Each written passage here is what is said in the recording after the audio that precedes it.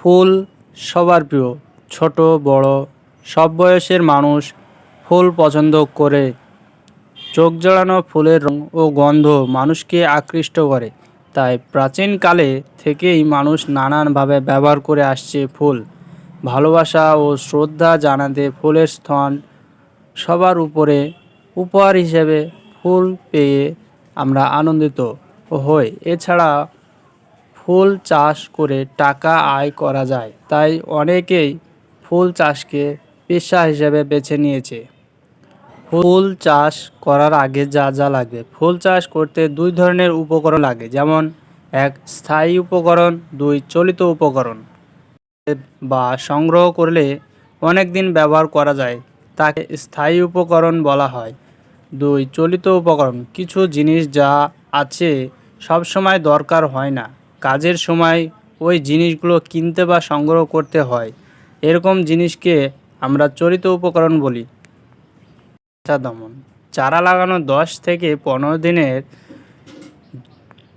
পর টবের মাটির কিছুটা শুকিয়ে যেতে পারে। টবে মাটি শুকিয়ে গেলে আবার সেচ দিন। লক্ষ্য রাখবেন গাছের গোড়ায় যেন অতিরিক্ত পানি না জমে। অতিরিক্ত পানি গোলাপ চাষের জন্য ক্ষতিকর। ফুলবাগানে মাটির অবস্থা বুঝে প্রয়োজনে 10 থেকে 15 দিন পর পর সেচ দিন। সার প্রয়োগ ও পুনরায় সেচ। গাছ লাগানোর প্রথম 2 মাস টবে সার দেওয়ার কোনো দরকার হয় না। নতুন ডাল এবং কুঁড়ি ধরলে প্রতিটি গাছের গোড়ায় 50 গ্রাম সরিষার খোল গুঁড়া করে দিন। এছাড়াও গাছ প্রতি 1 চা চামচ ট্রিপল সুপার ফসফেট অথবা ভ্যাপ সার জমিতে ছিটিয়ে দিন।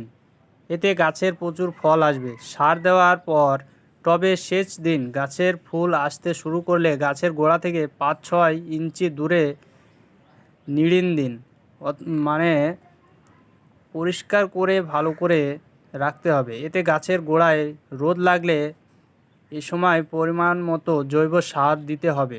জৈব সার দেওয়ার 20 দিন পর গাছে তরল সার দিলে বেশি পরিমাণে ফুল পাওয়া যাবে। এই জন্য 18 লিটার ম্যাপের একটি বালতি নিন। বালতিতে 1 কেজি সরিষার খোল ও 7-8 কেজি টাটকা গোবর ভেজান। 7 দিন পর খোল এবং গোবর মিশ্রিত পানির সাথে আরও 4 বালতি পানি মিশিয়ে পাতলা করুন। এরপর ওই তরল সার প্রতিটি গাছের গোড়ায় 250 মিলিমিটারের পরিমাণে ঢেলে দিন। গাছের কুঁড়ি ধরতে শুরু করলে প্রতিটি সপ্তাহে 1 দিন তরল সার দিন। এতে বাগানের প্রচুর ফুল ফুটবে। ডাল ছাঁটাই। সেপ্টেম্বর মাসের মাঝামাঝি সময় থেকে অক্টোবর মাসের মধ্যে ডাল ছাঁটাই করুন।